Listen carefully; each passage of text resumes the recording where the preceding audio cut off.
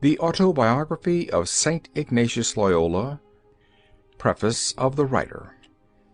Preface of Father Gonzalez, S.J., to The Acts of St. Ignatius, received from the lips of the saint, and translated into the Latin by Father Hannibal Codretto, S.J. Preface of the Writer. Jesus, Mary. In the year 1553, one Friday morning, August 4th, the eve of the feast of Our Lady of the Snows, while St. Ignatius was in the garden, I began to give him an account of my soul, and, among other things, I spoke to him of how I was tempted by vainglory. The spiritual advice he gave me was this: refer everything that you do to God. Strive to offer Him all the good you find in yourself, acknowledging that this comes from God, and thank Him for it. The advice given to me on this occasion was so consoling to me that I could not refrain from tears. St. Ignatius then related to me that for 2 years he had struggled against vainglory, so much so indeed that when he was about to embark for Jerusalem at Barcelona, he did not dare to tell anyone where he was going. He told me, moreover, that since that time his soul had experienced a great peace in regard to this matter. An hour or two later we went to dinner, and while Master Polancus and I were dining with him, St. Ignatius said that Master Natalis and others of the society had often asked him to give a narrative of his life, but he had never as yet decided to do so. On this occasion, however, after I had spoken to him, he reflected upon it alone. He was favorably inclined toward it. From the way he spoke, it was evident God had enlightened him. He had resolved to manifest the main points of his interior life up to the present, and had concluded that I was the one to whom he would make these things known. At that time St. Ignatius was in very feeble health. He did not promise himself 1 day of life, but, on the contrary, if any one were to say, "I shall do that within 2 weeks or a week," St. Ignatius was accustomed to say, "How is that? Do you think you are going to live that long?" However, on this occasion he said he hoped to live 3 or 4 months to finish the narrative. The next day, when I asked him when he wished to begin, he answered that I should remind him every day until he had an opportunity for it. As he could not find time, partly on account of his many occupations, he told me to remind him of it every Sunday. In the following September he called me and began to relate his whole life clearly and distinctly, with all the accompanying circumstances. Afterward, in the same month, he called me 3 or 4 times, and told me the history of his life up to the time of his dwelling at Manresa. The method followed by St. Ignatius is so clear that he places vividly before our eyes the events of the past. It was not necessary to ask him anything, as nothing important was omitted. I began to write down certain points immediately, and I afterward filled out the details. I endeavored to write nothing that I did not hear from him. So closely did I adhere to his very words that afterward I was unable to explain the meaning of some of them. This narrative I wrote, as I have indicated above, up to September 1553. From that time until the 18th of October, 1554, when Father Natalis came, St. Ignatius did not continue the narrative, but pleaded excuse on account of infirmities or other business, saying to me, "When such and such a business is settled, remind me of it." When that work was done, I recalled it to his memory. He replied, "Now I have that other affair on hand. When it is finished, remind me." Father Natalis was overjoyed that a beginning had been made, and told me to urge St. Ignatius to complete it, often saying to me, "In no other way can you do more good to the society, for this is fundamentally the society." He himself spoke to St. Ignatius about it, and I was told to remind him of it when the work in regard to the founding of the college was finished. And when it was over, and the business with Prester John settled, and the courier had departed, we continued the history on the 9th of March, 1555. About this time Pope Julius became ill, and died on the 23rd of the same month. The narrative was then postponed until the election of the new pope, who died soon after his election. Our work remained untouched until Pope Paul mounted the papal throne. On account of the great heat and many occupations, the biography did not make much progress until the 21st of September, when there was question of sending me to Spain. And so he appointed the morning of the 22nd for a meeting in the Red Tower. After saying Mass, I went to him to ask him if it were the time. He told me to go and wait for him in the Red Tower. Supposing that I should have to wait a long while, I delayed on the porch talking with the brother who asked me about something. When St. Ignatius came, he reprimanded me because, contrary to obedience, I had not waited for him in the appointed place, and he would not do anything that day. Then we urged him very earnestly to continue, so he came to the Red Tower and, according to his custom, dictated while walking. While taking these notes, I tried to see his face, and kept drawing near to him. He said to me, "Keep your rule," and as I approached again, and looked at him a second and a third time, he repeated what he had said, and then went away. Finally, after some time, he returned to the Red Tower to complete the dictation. As I was about starting on my journey, and St. Ignatius spoke to me the day before my departure, I could not write out the narrative in full in Rome. At Genoa, where I went, I had no Spanish secretary, so I dictated in Latin the points I had brought with me, and finished the writing at Genoa in December, 1555. Father Luis Gonzalez, S.J. His military life. He is wounded at the siege of Pamplona. His cure. Spiritual reading. The apparition. The gift of chastity. His longing for the journey to Jerusalem and for a holier life. Up to his 26th year, the heart of Ignatius was enthralled by the vanities of the world. His special delight was in the military life, and he seemed led by a strong and empty desire of gaining for himself a great name. The citadel of Pamplona was held in siege by the French. All the other soldiers were unanimous in wishing to surrender on condition of freedom to leave, since it was impossible to hold out any longer, but Ignatius so persuaded the commander that, against the views of all the other nobles, he decided to hold the citadel against the enemy.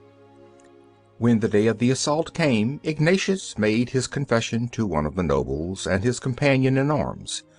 The soldier also made his to Ignatius. After the walls were destroyed, Ignatius stood fighting bravely until a cannon ball of the enemy broke one of his legs and seriously injured the other. When he fell, the citadel was surrendered. When the French took possession of the town, they showed great admiration for Ignatius. After 12 or 15 days at Pamplona, where he received the best care from the physicians of the French army, he was borne on a litter to Loyola. His recovery was very slow, and doctors and surgeons were summoned from all parts for a consultation. They decided that the leg should be broken again, that the bones which had knit badly might be properly reset, for they had not been properly set in the beginning, or else had been so jostled on the journey that a cure was impossible. He submitted to have his flesh cut again. During the operation, as in all he suffered before and after, he uttered no word and gave no sign of suffering save that of tightly clenching his fists. In the meantime his strength was failing. He could take no food, and showed other symptoms of approaching death. On the feast of St. John, the doctors gave up hope of his recovery, and he was advised to make his confession. Having received the sacraments on the eve of the feasts of Saints Peter and Paul, toward evening the doctor said that if by the middle of the night there were no change for the better, he would surely die. He had a great devotion to St. Peter, and it so happened, by the goodness of God, that in the middle of the night he began to grow better. His recovery was so rapid that in a few days he was out of danger. As the bones of his leg settled and pressed upon each other, one bone protruded below the knee. The result was that one leg was shorter than the other, and the bone, causing a lump there, made the leg seem quite deformed. As he could not bear this, since he intended to live a life at court, he asked the doctors whether the bone could be cut away. They replied that it could, but it would cause him more suffering than all that had preceded, as everything was healed, and they would need space in order to cut it. He determined, however, to undergo this torture. His elder brother looked on with astonishment and admiration. He said he could never have had the fortitude to suffer the pain which the sick man bore with his usual patience. When the flesh and the bone that protruded were cut away, means were taken to prevent the leg from becoming shorter than the other. For this purpose, in spite of sharp and constant pain, the leg was kept stretched for many days. Finally the Lord gave him health. He came out of the danger safe and strong, with the exception that he could not easily stand on his leg, but was forced to lie in bed. As Ignatius had a love for fiction, when he found himself out of danger, he asked for some romances to pass away the time. In that house there was no book of the kind. They gave him instead The Life of Christ, by Rudolph the Carthusian, and another book called The Flowers of the Saints, both in Spanish. By frequent reading of these books he began to get some love for spiritual things.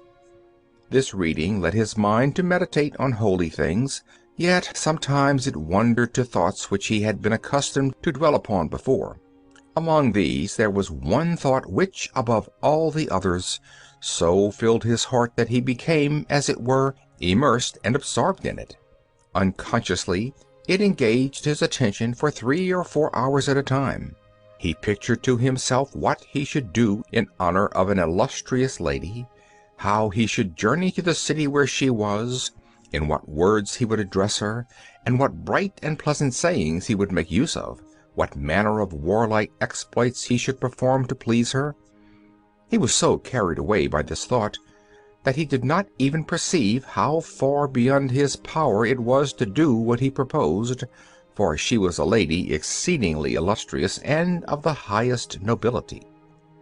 In the meantime, the divine mercy was at work, substituting for these thoughts others suggested by his recent readings. While perusing the life of our Lord and the saints, he began to reflect, saying to himself, "What if I should do what St. Francis did? What if I should act like St. Dominic?" He pondered over these things in his mind, and kept continually proposing to himself serious and difficult things. He seemed to feel a certain readiness for doing them, with no other reason except this thought: St. Dominic did this, I too will do it. St. Francis did this, therefore I will do it. These heroic resolutions remained for a time, and then other vain and worldly thoughts followed. This succession of thoughts occupied him for a long while, those about God alternating with those about the world. But in these thoughts there was a difference. When he thought of worldly things it gave him great pleasure, but afterward he found himself dry and sad. But when he thought of journeying to Jerusalem, and of living only on herbs and practicing austerities, he found pleasure not only while thinking of them, but also when he had ceased. This difference he did not notice or value, until one day the eyes of his soul were opened, and he began to inquire the reason of the difference. He learned by experience that one train of thought left him sad, the other joyful. This was his first reasoning on spiritual matters. Afterward, when he began the spiritual exercises, he was enlightened, and understood what he afterward taught his children about the discernment of spirits. When, gradually, he recognized the different spirits by which he was moved, one the Spirit of God, the other the devil, and when he had gained no little spiritual light from the reading of pious books, he began to think more seriously of his past life, and how much penance he should do to expiate his past sins. Amid these thoughts, the holy wish to imitate saintly men came to his mind. His resolve was not more definite than to promise with the help of divine grace that what they had done he also would do. After his recovery, his one wish was to make a pilgrimage to Jerusalem. He fasted frequently and scourged himself to satisfy the desire of penance that ruled in a soul filled with the Spirit of God. The vain thoughts were gradually lessening by means of these devices, desires that were not a little strengthened by the following vision. While watching one night, he plainly saw the image of the Blessed Mother of God with the infant Jesus, at the sight of which for a considerable time he received abundant consolation, and felt such contrition for his past life that he thought of nothing else. From that time until August 1555, when this was written, he never felt the least motion of concupiscence. This privilege we may suppose from this fact to have been a divine gift, although we dare not state it, nor say anything except confirm what has been already said. His brother and all in the house recognized from what happened externally how great a change had taken place in his soul. He continued his reading meanwhile, and kept the holy resolution he had made. At home his conversation was wholly devoted to divine things, and helped much to the spiritual advancement of others. Chapter 2. Ignatius leaves his native land, what he did at Montserrat and at Manresa. Ignatius, starting from his father's house, set out upon his journey on horseback. About this time he began his habit of taking the discipline every night. His brother desired to accompany him as far as Ogna, and during the journey was persuaded by the saint to pass one night of watching at the shrine of our Blessed Lady at Aruncuz. Having prayed some time at the shrine for new strength for his journey, leaving his brother at Ogna at the house of their sister, to whom he paid a short visit, he journeyed on to Navarre. Remembering that an official in the Duke's palace owed him some money, he collected it by sending in a written account to the treasurer, and distributed it among persons to whom he felt indebted. A portion of the money he devoted to the restoration of a picture of the Blessed Virgin. Then, dismissing his 2 remaining servants, he rode forth alone from Navarre in the direction of Montserrat, a mountain town of Catalonia in the northern part of Spain. It will not be amiss to recall an event that occurred during this journey, to show the manner in which God directed him. Although filled with an ardent desire of serving God, yet his knowledge of spiritual things was still very obscure. He had undertaken to perform extraordinary penances, not so much with the view to satisfy for his sins, as with the intention of doing something pleasing to his Lord. He declared, indeed, that though filled with the liveliest abhorrence of his past sins, he could not assure himself that they were forgiven, yet in his austerities so intense was his desire to do great things for Christ, that he did not think of his sins. When he recalled the penances practiced by holy persons, his whole mind was bent on doing something to equal and even surpass them. In this holy ambition he found his consolation, for he had no interior motive for his penances, knowing as yet very little about humility or charity or patience, for to obtain these many holy men have led austere lives. He knew still less the value of discretion, which regulates the practice of these virtues. To do something great for the glory of his God, to emulate saintly men in all that they had done before him, this was the only object of Ignatius in his practices of external mortification. While he journeyed on, a Saracen mounted on a horse came up with him. In the course of the conversation mention was made of the Blessed Virgin. The stranger remarked that though he admitted that the Mother of Christ had conceived without detriment to her virginal purity, yet he could not believe that after the conception of her divine Son she was still a virgin. He was so obstinate in holding this opinion that no amount of reasoning on the part of Ignatius could force him to abandon it. Shortly afterward the Saracen rode on, leaving the pilgrim to his own reflections. These were not of the most peaceful nature. He was sorely troubled as he thought over the conduct of his recent fellow-traveler, for he felt that he had but poorly acquitted himself of his duty of honoring the Mother of God.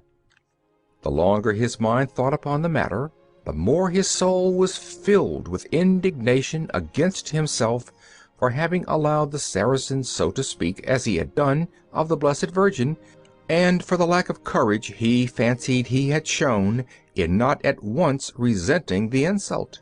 He consequently felt impelled by a strong impulse to hasten after him and slay the miscreant for the insulting language he had used. After much internal conflict with these thoughts, he still remained in doubt, nor could he decide what course to follow.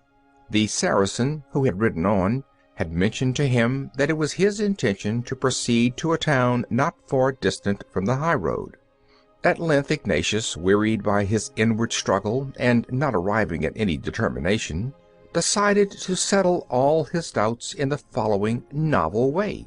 He would give free rein to his horse, and if, on coming to the crossroad, his horse should turn into the path that led to the destination of the Moor, he would pursue him and kill him. But if his horse kept to the high road, he would allow the wretch to escape. Having done as he had decided, it happened, through the providence of God, that his horse kept to the high road, though the place was distant only about 30 or 40 yards, and the way leading to it was very wide and easy. Arriving at a large village situated a short distance from Montserrat, he determined to procure a garment to wear on his journey to Jerusalem. He therefore bought a piece of sackcloth, poorly woven and filled with prickly wooden fibers.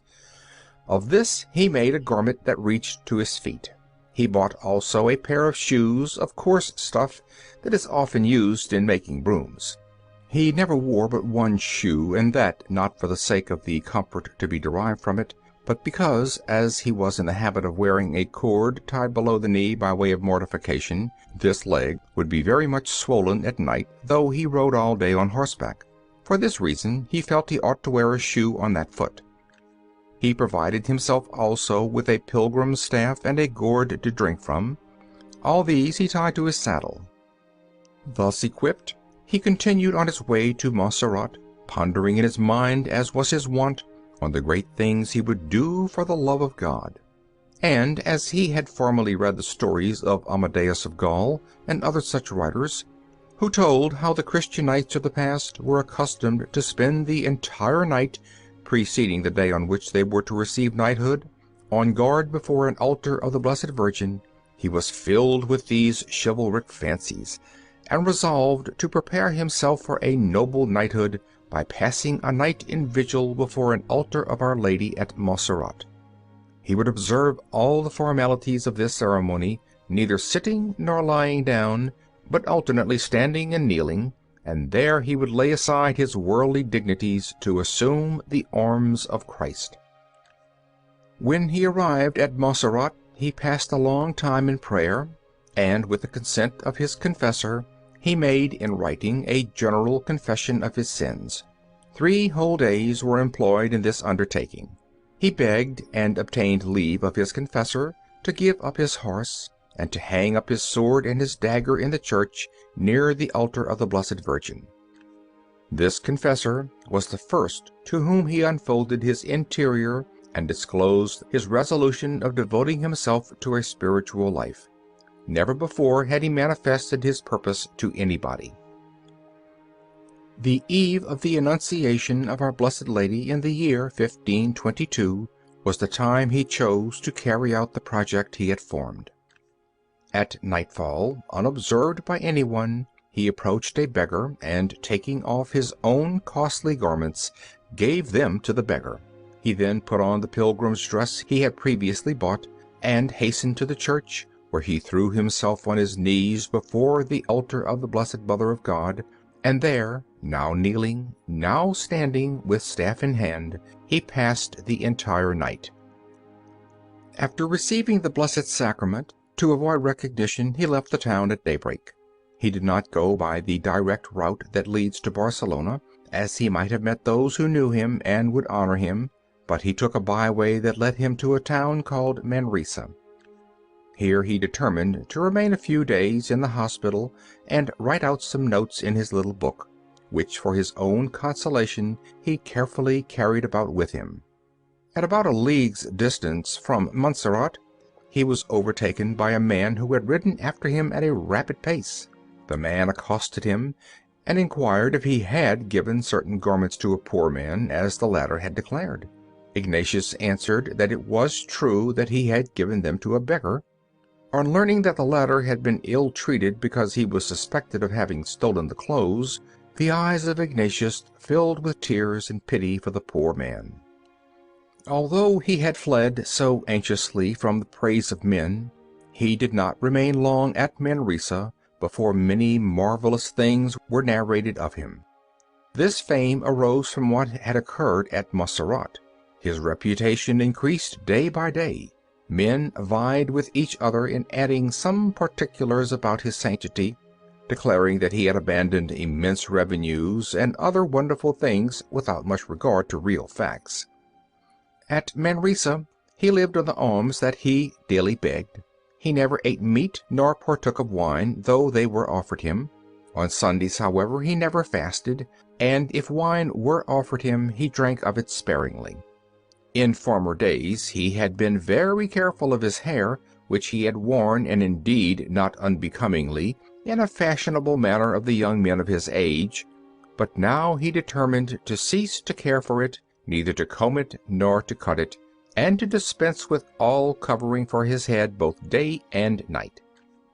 To punish himself for the too great nicety which he had formerly had in the care of his hands and feet, he now resolved to neglect them. It was while he was living at the hospital at Manresa that the following strange event took place. Very frequently on a clear moonlight night there appeared in the courtyard before him an indistinct shape which he could not see clearly enough to tell what it was. Yet it appeared so symmetrical and beautiful that his soul was filled with pleasure and joy as he gazed at it. It had something of the form of a serpent with glittering eyes, and yet they were not eyes. He felt an indescribable joy steal over him at the sight of this object. The oftener he saw it, the greater was the consolation he derived from it, and when the vision left him, his soul was filled with sorrow and sadness. Up to this period he had remained in a constant state of tranquillity and consolation, without any interior knowledge of the trials that beset the spiritual life. But during the time that the vision lasted, sometimes for days, or a little previous to that time, his soul was violently agitated by a thought that brought him no little uneasiness. There flashed upon his mind the idea of the difficulty that attended the kind of life he had begun, and he felt as if he heard some one whispering to him, "How can you keep up for 70 years of your life these practices which you have begun?" Knowing that this thought was a temptation of the evil one, he expelled it by this answer: "Can you, wretched one, promise me 1 hour of life?" In this manner he overcame the temptation, and his soul was restored to peace. This was his first trial besides what had already been narrated, and it came upon him suddenly one day as he was entering the church. He was accustomed to hear Mass daily, and to assist at Vespers and Compline, devotions from which he derived much consolation. During Mass he always read over the history of the Passion, and his soul was filled with a joyful feeling of uninterrupted calm. Shortly after the temptation just spoken of, he began to experience great changes in his soul. At one time he was deprived of all consolation, so that he found no pleasure in vocal prayer, in hearing Mass, or in any spiritual exercise. At another, on the contrary, he suddenly felt as if all sorrow and desolation were taken from him, experiencing the relief of one from whose shoulders a heavy cloak had suddenly been lifted. On noticing all this, he was surprised, wondering what could be the import of these changes which he had never before experienced, and he said to himself, "What new kind of life is this upon which I am entering?" At this time he became acquainted with some holy persons who manifested great confidence in him, and gladly conversed with him, for though he had as yet little knowledge of spiritual things, still he spoke with great fervor on religious subjects, and incited his hearers to make greater progress in the way of God's service. Among those holy persons who dwelt at Manresa, there was one lady well advanced in years, who had long been given to the service of God, and who was so well known in many places in Spain that His Catholic Majesty the King of Spain had desired her presence on one occasion in order to take counsel with her about certain projects that he had in mind. This lady, speaking one day to our new soldier of Christ, said to him, "Would that the Lord Jesus might appear to you some day." Ignatius, wondering at her words, understood in a literal sense, and asked her, "What would he look like if he were to show himself to me?" He always persevered in his custom of approaching the sacraments of confession and Holy Communion every week. But herein he found a great source of anxiety on account of the scruples with which he was annoyed, for though he had written out his general confession at Montserrat, and with great diligence and care had tried to make it complete, yet he always felt that he had forgotten something in his confession, and this caused him much anxiety. Even though he should now confess it again, he received no consolation. He tried then to find a spiritual person who could give him relief in his trouble, but he found no one. Finally, a certain doctor who had experience in spiritual things, and who was a preacher in the church, advised him to write down anything he remembered and feared that he had not confessed. He obeyed, and even after he had confessed these sins, his scruples still continued to fill his soul, and he was constantly recalling minor details that he had not confessed. In this way he was cruelly tormented. He knew well that these scruples caused no little harm to the spiritual life, and that it would be most expedient to get rid of them, yet they continued to torture him. At times it occurred to him that it would be well if he could have his confessor command him in the name of the Lord Jesus not to confess anything of his past sins, and he inwardly prayed that his confessor would give him some such command, but he could not bring himself to ask him to do so. Chapter 3. Scruples, Heavenly Favors, Journey to Barcelona. At last his confessor, without any suggestion on the part of the penitent, commanded him to confess nothing of his past life except what was very clear and evident. But as he regarded everything of the past as evident, the confessor's order did not help him at all. He was in constant anxiety. At that time he lived in the Dominican monastery, in a little cell which the fathers had allotted to him. He kept up his usual custom of praying on bended knees for 7 hours a day, and scourged himself 3 times a day and during the night. But all this did not remove his scruples, which had been tormenting him for months. One day, when terribly tormented, he began to pray. During his prayer he cried out to God in a loud voice, "O Lord, help me, for I find no remedy among men, nor in any creature. If I thought I could find one, no labor would seem too great to me. Show me someone, O Lord. Where may I find one? I am willing to do anything to find relief." While tortured by these thoughts, several times he was violently tempted to cast himself out of the large window of his cell. This window was quite near the place where he was praying, but since he knew that it would be a sin to take his own life, he began to pray, "O Lord, I will not do anything to offend thee." He repeated these words frequently with his former prayer, when there came to his mind the story of a certain holy man, who, to obtain of God some favor which he ardently desired, spent many days without food until he obtained the favor he asked. He determined to do the same. He resolved in his heart neither to eat nor drink until God should look upon him in mercy, or until he should find himself at the point of death. Then only should he eat. This resolution was taken on a Sunday after communion, and for a whole week he neither ate nor drank anything. In the meantime he practiced his usual penances, recited the divine office, prayed on bended knees at the appointed times, and rose at midnight. On the following Sunday, when about to make his usual confession, as he had been in the habit of making known to his confessor everything he had done, even the smallest detail, he told him that he had not eaten anything during the past week. Hereupon his confessor bade him break his fast. Although he felt that he still had sufficient strength to continue without food, nevertheless he obeyed his confessor, and on that day and the next he was free from scruples. On the third day, however, which was Tuesday, while standing in prayer, the remembrance of his sins came back to him. One suggested another until he passed in review, one after another, all his past sins. He then thought he ought to repeat his general confession. After these thoughts a sort of disgust seized him, so that he felt an inclination to give up the life he was leading. While in this state, God was pleased to arouse him as it were from sleep, and to relieve him of his trouble. As he had acquired some experience in the discernment of spirits, he profited by the lessons he had learned of God, and began to examine how that spirit had entered into possession of his soul. Then he resolved never again to speak of his past sins in confession.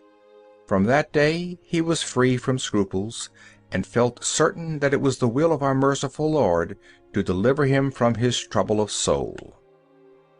Besides the 7 hours devoted to prayer, he spent a portion of his time in assisting souls who came to him for advice. During the rest of the day he gave his thoughts to God, pondering on what he had read or meditated that day. When he retired, it often happened that wonderful illuminations and great spiritual consolations came to him, so that he abridged the short time he had already allotted to sleep. Once, while thinking over this matter, he concluded that he had given sufficient time for conversation with God, and that moreover the whole day was also given to him. Then he began to doubt whether these illuminations were from the good Spirit. Finally he came to the conclusion that it would be better to give up a portion and to give sufficient time to sleep. This he did. While he persevered in his resolution to abstain from meat, it happened on a certain morning after rising that a dish of cooked meat seemed to be set before him. He appeared to see it with his eyes, although he had felt no previous craving for it.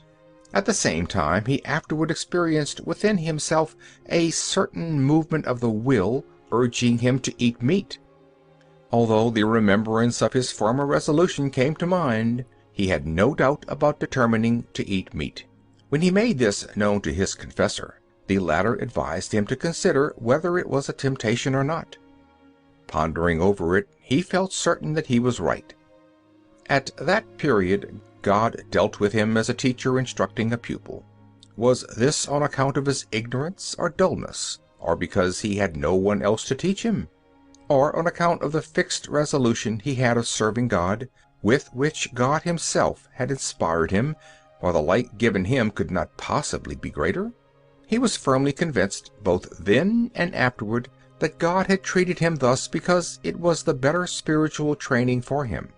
The 5 following points will prove what he says. In the first place, he had a great devotion to the Blessed Trinity. Every day he prayed to each of the 3 persons and to the whole Trinity. While thus praying to the Blessed Trinity, the thought came of how to offer 4-fold prayers to the Divinity. This thought, however, caused him little or no trouble. Once, while reciting on the steps of the monastery the little hours in honor of the Blessed Virgin, his vision carried him beyond the earth. He seemed to behold the Blessed Trinity in the form of a lyre or harp. This vision affected him so much that he could not refrain from tears and sighs. On the same day he accompanied the procession from the church, but even up to the time of dinner he could not withhold his tears. and after dinner his joy and consolation were so great that he could speak of no subject except the Blessed Trinity. In these conversations he made use of many different comparisons to illustrate his thoughts. Such an impression was made on him by that occasion that during his afterlife, whenever he prayed to the Blessed Trinity, he experienced great devotion. At another time, to his great joy, God permitted him to understand how he had created this world. This vision presented to him a white object with rays emanating from it. From this object God sent forth light. However, he could not clearly explain this vision, nor could he recall the illuminations given to him by God on that occasion. During his stay of about a year at Manresa, after he had begun to receive from God consolations and fruitful lights for the direction of others, he gave up his former rigorous penances. At that time he trimmed his nails and hair. During the time of his residence at Manresa, while assisting at Mass, he had another vision in the church of the monastery. At the elevation of the body of Christ our Lord, he beheld, with the eyes of his soul, white rays descending from above. Although he cannot, after so long an interval, explain the details of this vision, still the manner in which our Lord Jesus Christ is present in the Blessed Sacrament was clearly and vividly stamped upon his mind. Often in prayers, and even during a long space of time, did he see the humanity of Christ with the eyes of the soul. The form under which this vision appeared was that of a white body, neither large nor small. Besides, there seemed to be no distinction of members in his body. This vision appeared to him often at Manresa, perhaps 20 or even 40 times, once in Jerusalem, and once when he was at Padua. He saw the Blessed Virgin under the same form, without any distinction of members. These visions gave him such strength that he often thought within himself that even though Scripture did not bear witness to these mysteries of faith, still, from what he had seen, it would be his duty to lay down his life for them.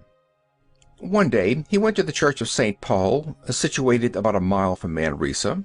Near the road is a stream, on the bank of which he sat, and gazed at the deep waters flowing by. While seated there, the eyes of his soul were opened. He did not have any special vision, but his mind was enlightened on many subjects, spiritual and intellectual. So clear was this knowledge that from that day everything appeared to him in a new light. Such was the abundance of this light in his mind that all the divine helps received and all the knowledge acquired up to his 62nd year was not equal to it. From that day he seemed to be quite another man, and possessed of a new intellect. This illumination lasted a long time. While kneeling in thanksgiving for this grace, there appeared to him that object which he had often seen before but had never understood. It seemed to be something most beautiful and, as it were, gleaming with many eyes. This is how it always appeared. There was a cross near which he was praying, and he noticed that near the cross the vision had lost some of its former beautiful color. He understood from this that the apparition was the work of the devil, and whenever the vision appeared to him after that, as it did several times, he dispelled it with his staff. During a violent fever at Manresa, he thought he was near his death. The thought then came to his mind that he was already justified before God. Calling to mind his sins, he tried to combat the thought, but could not overcome it, and this struggle to overcome the temptation caused him much more suffering than the fever itself. After the fever had somewhat abated, and he was out of danger, he cried out to some noble ladies who had come to visit him, and asked them, for the love of God, to cry out aloud the next time they should find him near death, "O sinner!" and "Remember the sins by which you have offended God." On another occasion, while sailing from Valencia to Italy, in the midst of a violent storm, the rudder was broken, and he and everyone on board were convinced that the ship must founder unless help came from above. Then, as he examined his conscience and prepared for death, he had no dread on account of past sins, nor fear of eternal punishment, but he experienced intense shame and sorrow at the thought of not having made a good use of the favors and graces which God had bestowed upon him. Again, in the year 1550, he was dangerously ill, and in his own judgment and that of others he was about to die. This time, however, whenever he thought of death, such consolation poured into his soul that he wept tears of joy. He continued in this state so long that he often had to divert his mind from the thought of death, lest he should find in the thought too much consolation. In the beginning of another winter he became very ill, and was placed under the care of the father of a man named Ferrera, who afterward entered the service of Baltasar Faria. Here he was very carefully attended. Several ladies of the highest rank were very devoted to him, and came every night to watch beside him. When he began to recover he was still extremely weak, and suffered from severe pains in the stomach. These two causes, together with the intense cold and the entreaties of his attendants, induced him to wear shoes, warmer clothing, and a cap. He was obliged to accept 2 small coats of coarse grayish stuff, and a small cap of the same color. During that illness his constant wish was to speak of spiritual things, and to find some one who could talk upon such subjects. Meanwhile the time which he had determined upon for his journey to Jerusalem was approaching. In the beginning of the year 1523, therefore, he set out for Barcelona. Many offered to accompany him, but he refused, as he wished to go alone. He expected to derive great advantage from placing his whole trust in God alone. Several were very earnest, and insisted that, as he knew neither Latin nor Italian, he should not go alone, but should take with him a certain companion whom they praised very much. Ignatius replied that even were he the son or brother of the Duke of Cordova, he would not take him as a companion, as he wished only 3 virtues, faith, hope, and charity. If he took a companion, when hungry he would look to his companion for food. If exhausted, he would call on his companion for help, and so he would confide in his companion and have some affection for him, whereas he wished to place all this confidence, hope, and affection in God alone. These words were not a mere expression of the lips, but they were the true sentiments of his heart. For these reasons he wished to embark not only alone, but even without any provision for the journey. When he arranged about his passage, the captain agreed to take him free, as he had no money, but on condition that he should take with him as much sailor's bread as would suffice for his sustenance. Were it not for this condition imposed by the captain, Ignatius would have refused to take with him any provision at all. When he thought of procuring bread, he was much troubled with scruples. Is this your hope and faith in God, who you were sure would not fail you? The force and violence of the temptation were such that he was greatly distressed. Good reasons on both sides presented themselves. Finally, in his perplexity, he determined to leave the matter to his confessor. He told him first of his great desire to go to Jerusalem, and to do everything for the greater glory of God. Then he gave the reasons for not taking provisions for the voyage.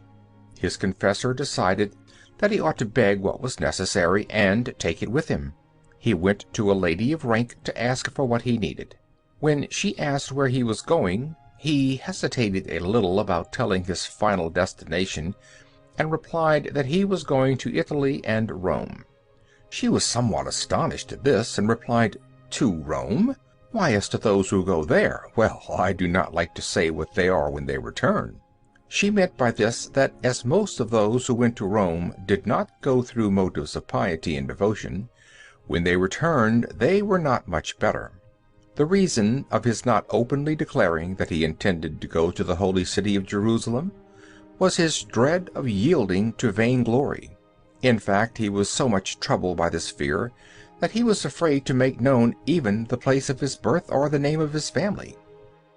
When he had secured the bread, before going on board, he took care to leave behind him, on a bench on the wharf, 5 or 6 Spanish coins which had been given to him as alms. He was obliged to remain at Barcelona more than 20 days before the ship was ready to sail. During that time, in accordance with his custom, in order to speak with spiritual men about his soul, even though dwelling in hermitages a long distance from the city. But neither then nor during the whole time of his stay at Manresa could he find anyone who could help him to advance as he wished. He met one woman, however, who seemed to be thoroughly acquainted with the spiritual life. She promised to pray to Jesus Christ and to ask him to appear to Ignatius in person. In consequence of this promise, after leaving Barcelona, he gave up all anxiety about finding souls advanced in the spiritual life. Chapter 4. His journey to Rome, Venice, Jerusalem, and the Holy Land. After a voyage of 5 days and nights, the vessel in which they set out from Barcelona reached Gaeta, and the pilgrim disembarked and started for Rome, although there was danger there on account of the plague. After reaching the city, he found the gates closed. He spent the night in a damp church, and in the morning sought to enter the city, but could not obtain permission. As no alms could be obtained outside of the city, he wished to go on to a neighboring village, but for sheer weakness the pilgrim could go no farther. On that day it happened that a great procession came out of the city. On inquiry the pilgrim learned that the Duchess was in the throng. He approached her, told her that his malady was simply the effect of weakness, and asked permission to enter the city to get relief. She readily consented. He was successful and his strength returned, and 2 days later he resumed his journey, reaching Rome on Palm Sunday. Those whom he met at Rome knew he had no money for his journey to Jerusalem. They tried to dissuade him from his undertaking, alleging that such a journey was impossible without money. He felt assured, however, that everything needed for his voyage would be at hand when required. Accordingly, on the octave of Easter, he received the blessing of Adrian VI and left Rome for Venice. He had in his possession 6 or 7 pieces of gold, which they had given him to pay his passage from Venice as far as Jerusalem. He had taken this money with him from Venice only because they had convinced him that without it he could not reach Jerusalem. On the 3rd day from the time he set out from Rome, he realized that this fear had come from a want of confidence, and was sorry he had accepted the money, and was deliberating about giving it away. Finally, however, he determined to spend it on those he met, who were chiefly beggars. The result was that when he came to Venice he had only 4 coins left, and these were necessary for his lodging that night. On this journey to Venice, on account of sentinels placed around the cities, he was obliged to sleep outside the walls. The dread of the pestilence was so great that one morning on rising he saw a man fleeing from him in terror. Pursuing his journey, he reached Chisoa with several others who had joined him on the road. There he learned that he would not be allowed to enter the city. He then proceeded with his companions to Padua, to get the testimony of a notary that the party was not stricken with the plague. Ignatius could not, on account of his weakness, keep pace with the others, and was left alone in an open field. Then Christ appeared to him as he had appeared on former occasions. By this vision he was greatly strengthened and consoled. The next morning, filled with new courage, he came to the gate of the city, and, although provided with no certificate, entered unquestioned by the guard. In the same way he left the city unquestioned. His companions were surprised at this, for they had to present a certificate which he had taken no pains to procure. At Venice they begged their food and slept in St. Mark's Square. Ignatius refused to go to the house of the ambassador, and although he made no effort to get money for his voyage to Jerusalem, he felt sure, nevertheless, that God would provide him with means. One day he met a rich Spaniard, who asked him whither he was going, and having learned his intention, brought him to dine at his house. Here he remained for several days. From the time he left Manresa, Ignatius, while seated at table with others, had made it a practice never to speak except to give a brief answer to questions. However, he heard all that was said, and took occasion after dinner to give the conversation a spiritual turn. His host and all his family were so filled with admiration for him that they tried to induce him to remain with them, and introduced him to the Doge of Venice. The latter offered him accommodations on the government ship about to sail for Cyprus. Many pilgrims had assembled at Venice to go to Jerusalem, but the greater part hesitated through fear, as the island of Rhodes had fallen into the hands of the Turks. 13 sailed in the pilgrims' ship, which was the first to weigh anchor. The government ship carried 8 or 9. About the time of departure, Ignatius was taken ill with a fever which lasted several days. On the day of sailing, he took the prescribed medicine and asked the doctor if he could go. The doctor replied he could if he wished the vessel to be his tomb. Nevertheless, he went on board, and after a fit of illness soon recovered. The licentious conduct of those on board Ignatius severely censured. The Spaniards advised him not to do this, as the rest thought of abandoning him on an island, but the wind quickly conveyed them to Cyprus. From Cyprus they went to another port called Salinae, 10 leagues distant. Here he went on board the ship of the pilgrims, with no other provisions than his hope in Providence. During all that voyage the Lord often appeared to him and gave him great consolation. The visions seemed to take the form of something large, round, and golden. The travelers reached Joppa, and, seated on asses after the custom of that region, they journeyed to Jerusalem. A noble Spanish gentleman, named Didacus Minez, as the pilgrims came in sight of the city, recommended silence and recollection. All followed his suggestion, and when they saw a monk approaching with a crucifix, dismounted.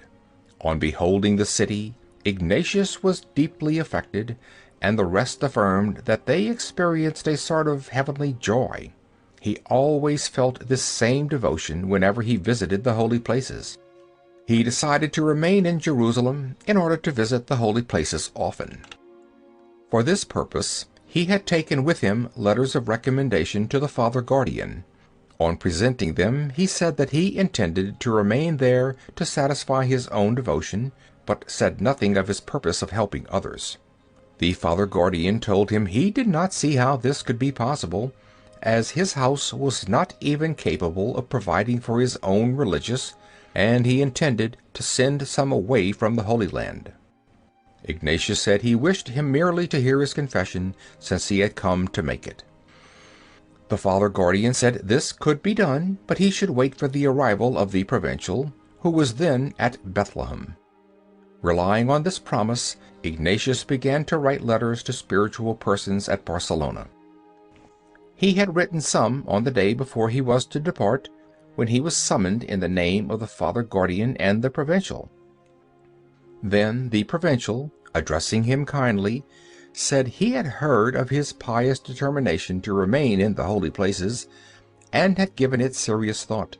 Many others had the same desire. Some had died, others had been taken prisoners, and to his order was left the work of ransoming captives, wherefore he should prepare himself to resume his journey with the pilgrims on the following day. To this Ignatius answered that his resolution was very fixed, and he did not think that anything would keep him from executing it. If the precept did not bind him under pain of sin, he would not allow any fear to keep him from carrying out his desire. The provincial said he had authority from the Holy See to detain those he thought fit, and to even excommunicate those who would not obey when stopped by him, and he thought in this case it was better for him not to remain. When he wished to show the pontifical papers giving him power to excommunicate, Ignatius said there was no need, as he believed his word. If they had the authority, he would obey. After this, returning to where he was before, he was seized with a great longing to visit Mount Olivet again before he departed, since the divine will would not suffer him to remain in these holy places. On that mountain is a rock from which our Lord ascended to heaven, on which even now his footprints are visible, and this is what he wished to see again. Therefore, without telling anyone and without a guide, although it was a dangerous thing to go without a Turkish guard, secretly withdrawing, he went to Mount Olivet alone. As the guards would not allow him to enter, he gave them his knife. After great consolation and prayer, he desired to go to Bethphage. When he reached that place, he thought that on Mount Olivet he had not noticed the position of the right foot of our Lord and that of the left. He came a second time and gave his scissors to the guards to allow him to enter. Afterward, when at the monastery it was discovered he had gone without a guide, a great search was made for him. Coming down from Mount Olivet, he met a girdled Christian, those who are bound to wear a girdle to distinguish them from the Mussulmans. This man, pretending to be very angry, threatened him with a large stick, and approaching, firmly grasped him by the arm. He allowed himself to be led, but the good man, once he had hold of him, did not let him go.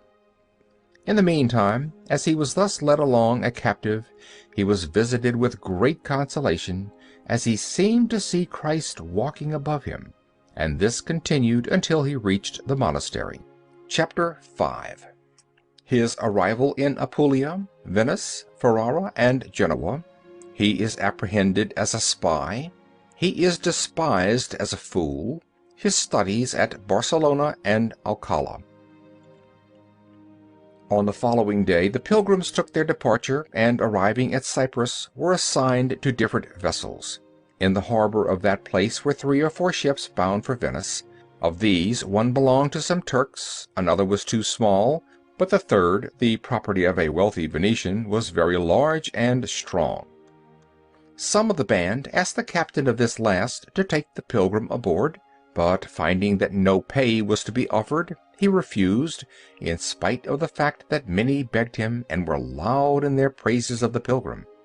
His reply was, that if the pilgrim were indeed a holy man, he might cross the sea as St. James did. The favor they asked was easily obtained of the captain of the smaller ship. On a certain day they set sail with a favorable wind, but toward evening a storm arose, which tossed the vessel about in different directions. The large ship, whose captain had refused to take Ignatius, was driven by the tempest against the island of Cyprus, and dashed to pieces. A like fate overtook the Turkish vessel. The small ship, however, though for a long time severely tried by wind and waves, finally reached the shores of Apulia in safety. Although the winter had set in with intense cold and a heavy fall of snow, Ignatius had no garments save a pair of knee breeches of a very rough texture, leaving the legs naked, a black waistcoat open and quite ragged about his shoulders, a light cloak made of coarse hair, and a pair of shoes. He arrived at Venice about the middle of January, having spent a good part of the preceding month and all of November aboard the ship which carried him from Cyprus. At Venice he met a friend who had been kind to him on his way to Jerusalem. From him he received alms and some cloth, which he wrapped about his body as a protection against the intense cold. When Ignatius understood that God did not wish him to remain at Jerusalem, he began to consider what he should do. The plan he had proved and adopted was to enter upon a course of study in order to be better fitted to save souls. For this purpose he determined to go to Barcelona, and setting out from Venice, he traveled toward Genoa. While praying at the principal church of Ferrara, he gave 5 or 6 coins to a beggar who asked an alms. To a second beggar he was equally generous. As soon as the beggars saw him so prodigal of his alms, they flocked around him until he had spent all the money that he had, so when others approached to ask for assistance, he excused himself on the plea that he had nothing left. While proceeding from Ferrara to Genoa, he met some Spanish soldiers who treated him kindly, and who were not a little surprised at his choosing such a route, since by so doing he was compelled to pass through the very midst of the armies of France and Spain. They entreated him, therefore, to take a safer road, which they would point out to him, and to withdraw from the highway. Not following their counsel, however, he kept straight on until he came to a town fortified by strong walls. Seized as a spy, the guards cast him into a small house not far from the gate. and, as is customary in such suspicious times, closely questioned him. On all points, however, he professed the greatest ignorance. Finally they searched his clothes and shoes to see if he bore any messages, and finding nothing, they led him into the presence of the captain. They deprived him of his cloak, leaving him only his waistcoat and knee breeches. As he was compelled to go about in this condition, he recalled to mind the thought of Christ led about as a captive. Although he was forced to walk through the 3 principal streets of the town, he did so not with sadness, but feeling great joy and consolation. In addressing others, he was in the habit of saying "you," employing no other word either of reverence or dignity, believing that such was the simplicity as well of the apostles as of Christ himself.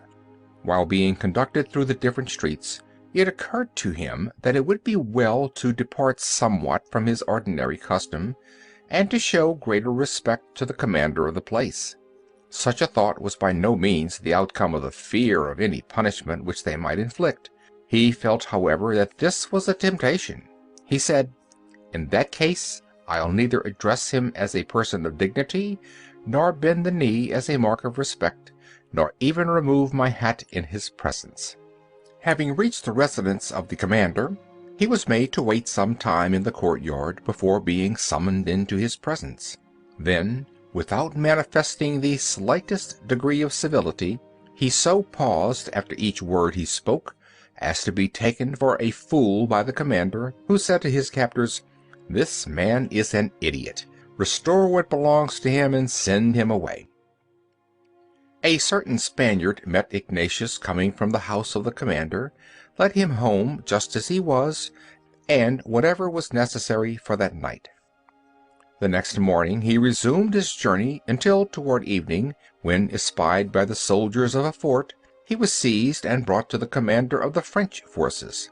The latter, among other things, asked where he came from. When Ignatius answered Guipuscoa, the officer said, "I also come from near that place," and immediately he ordered Ignatius to be conducted within to supper, and to be treated with great kindness. At Genoa he was recognized by a Cantabrian, who had spoken with him elsewhere, when in the army of his Catholic Majesty.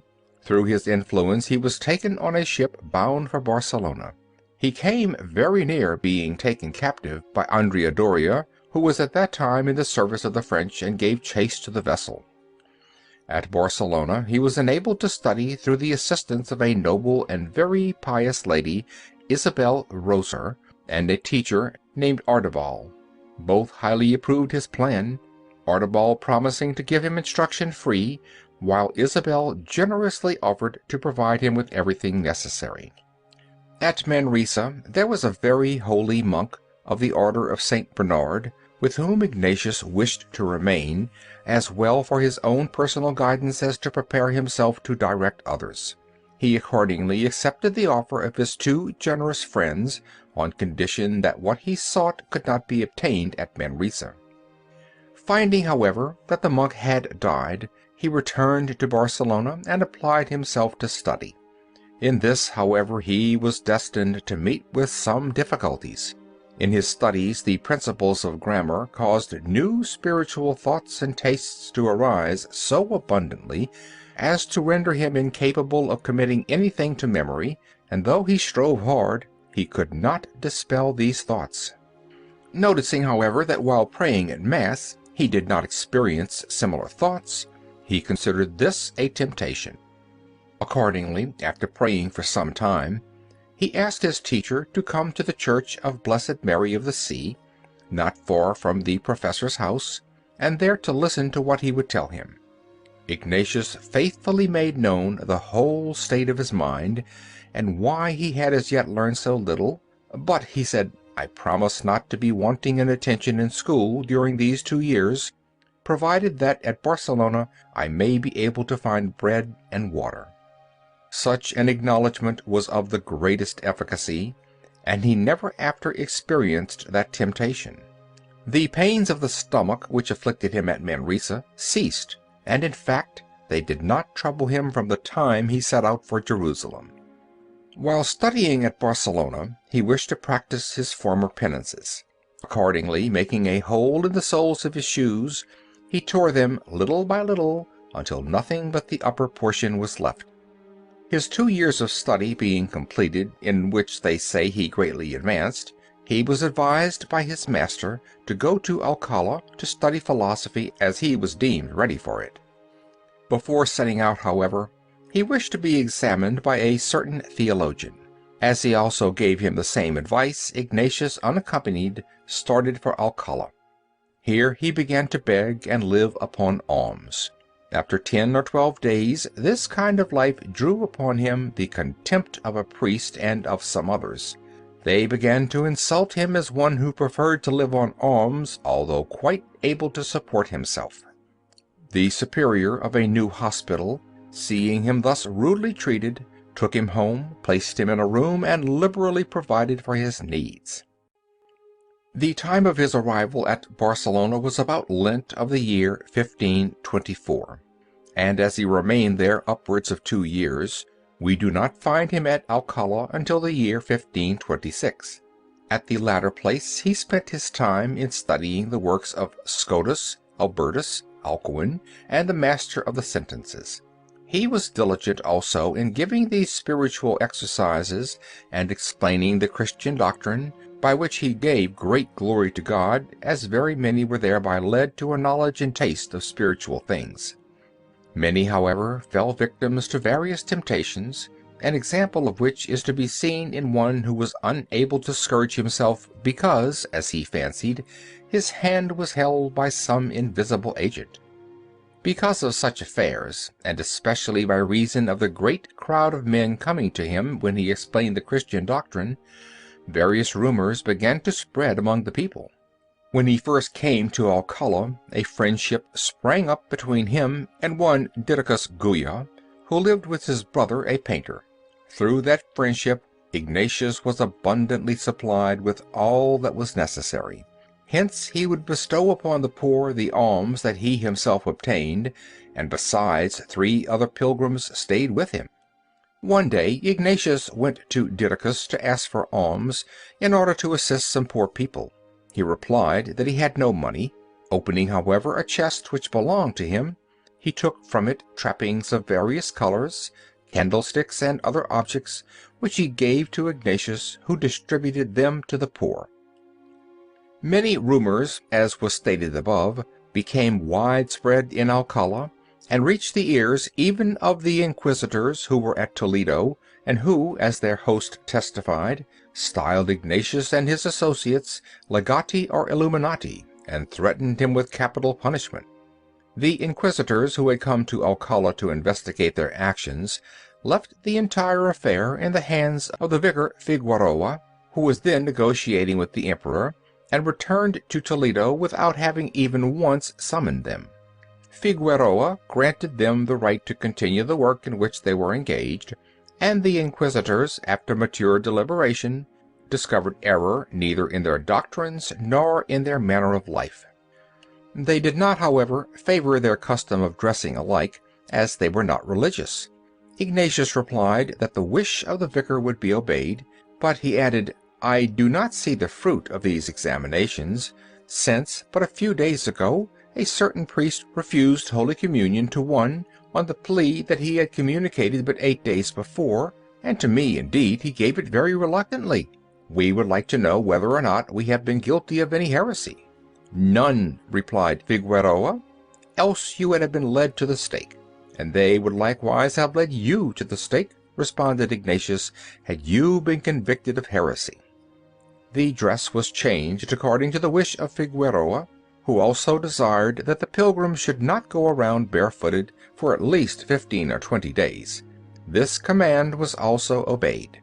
4 months after, Figueroa a second time brought the Inquisition to bear upon them, influenced, as I think, by the fact that a certain married woman of rank, who chanced to be singularly devoted to the pilgrim, went in disguise at daybreak to visit Ignatius at the hospital where he was staying.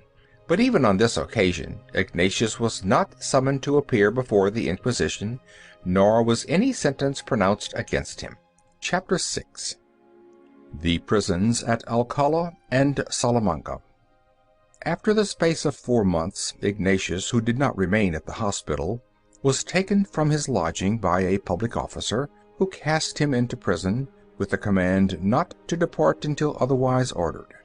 This took place during the summer months, and as the discipline of the prison was not very strict, an opportunity of visiting him was afforded many persons, to whom he explained the principles of Christian faith and the exercises, as was his wont when enjoying perfect freedom. Many persons of rank were anxious to help him, but he did not wish to avail himself of their offers. One person especially, Lady Teresa de Cardena, went frequently, offering to deliver him from prison. He replied in these words: "He, for whose love I am imprisoned, will free me when it may be his good pleasure." He passed 17 days in prison, yet was totally ignorant of the cause, when Figueroa came to question him. Among other things, he asked whether he commanded the observance of the Sabbath. Among those who had frequently come to see Ignatius were 2 persons, a mother and daughter, the latter of whom was young and beautiful. These, especially the daughter, had made great progress in the spiritual life, and although ladies of rank, had determined to make a pilgrimage alone and on foot, and beg their way to the shrine of Veronica in the city of Jaen. This occasioned so great a sensation throughout the city of Alcala that Dr. Giarellus, who was the guardian of the 2 women, thinking that Ignatius was the cause of their action, ordered him to be cast into prison. As the vicar was willing to be fully informed, Ignatius said, "These women made known to me their desire of going about from place to place to assist the poor they found in the different hospitals. I, however, disapproved of their design, on account of the daughter, who was quite young and beautiful, representing to them at the same time that if they felt strongly urged to assist the poor, Alcala presented a broad enough field for their labors, and they could satisfy their devotion by accompanying the Blessed Sacrament as it was being carried to the sick." When Ignatius had finished his account, Figueroa and the notary departed, after writing down what had taken place. Callisto, a companion of Ignatius, and who, on recovering from a severe illness, had heard of the imprisonment of Ignatius, hastened from Segovia, where he was staying, and came to Alcala that he too might be cast into prison. Ignatius advised him to go to the vicar, who received him kindly, and promised to send him to prison. It was necessary, he said, for him to be detained until the return of the women. It could then be seen whether or not their account agreed with what he and Ignatius had stated. As the confinement was undermining Callisto's health, Ignatius, through the intervention of a professor who was a friend of his, obtained his liberation. When Ignatius had been in prison 42 days, the women returned. He was once more visited by the notary, who made known to him the condition on which he was to regain his freedom. It was this: he and his companions should wear the same style of clothing as the other students, and refrain from preaching the truths of faith until they had finished 4 more years of study. Ignatius, indeed, had made more progress in his studies than the rest, yet he confessed that he had not been solidly grounded, and this he was always wont to say whenever he was questioned. When Ignatius heard the judgment passed upon himself and his companions, he was at a loss what to do, for he saw very little chance of advancing the salvation of souls, hindered as he was for no other reason than that of not having completed a full course of study. He finally resolved to trust the entire affair to the good sense and judgment of Fonseca, Archbishop of Toledo, whom, after leaving Alcala, he found at Valladolid. To the Archbishop, then, he made known everything with the utmost fidelity, and said that, although it was not a matter pertaining either to his court or judgment, he determined to act as the Archbishop should advise. The Archbishop received him cordially, approving his intention of going to Salamanca, and assuring him that he would find friends there. Supplying him with everything necessary for his journey, he dismissed him. When sentence had been pronounced against them at Alcala, Ignatius promised obedience, but at the same time observed that they were too poor to provide themselves with new clothing. Hearing this, The vicar himself supplied what they needed, and they set out for Alcala. 4 of his companions had already taken up their abode at Salamanca. When he reached the city, Ignatius went to church to pray, and was recognized by a pious lady who, asking his name, conducted him to his companions. About 10 or 12 days after their arrival at Salamanca, a Dominican monk, to whom Ignatius had made his confession, pressed him to visit the convent, as some of the religious wished to see him. Ignatius, accepting the invitation in the name of the Lord, his confessor thought it well for him to come to dine the Sunday following, at the same time adding that many questions would be put to him. On Sunday, therefore, as was appointed, the pilgrim came in company with Callisto. When dinner was over, the superior, together with the confessor and others, conducted Ignatius to a chapel, and, after expressing his pleasure at the good account received of him and his apostolic zeal, manifested a desire of hearing a more full and exact account of his teaching. He was first questioned in reference to his studies. Ignatius answered that he had spent more time in studying than his companions, yet he confessed that his knowledge was not very extensive, as he had never laid a solid foundation. "Why then do you preach?" broke in the monk. "We do not preach," replied Ignatius. "We are wont to talk familiarly about divine things with some, in much the same as after dinner we converse with our host." "About what divine things?" continued the monk. "This is the very point upon which we wish information."